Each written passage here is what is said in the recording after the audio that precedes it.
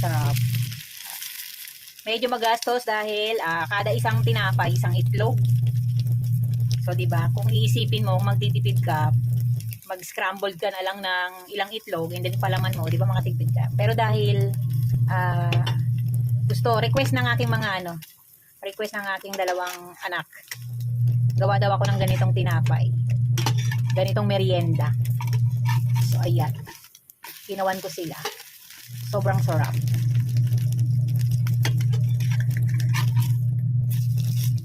Sarap. Okay, tapos na. So, ayan ang aking nagawa. 8 piraso. Dahil 4 kami, tigda 2 kami. O, tikman na natin guys yung ginawa ko.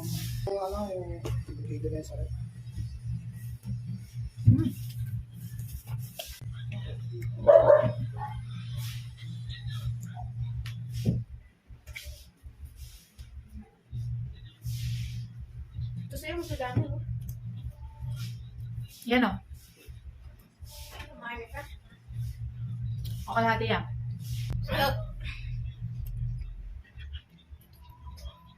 Ba't mo nilagyan ng itlog?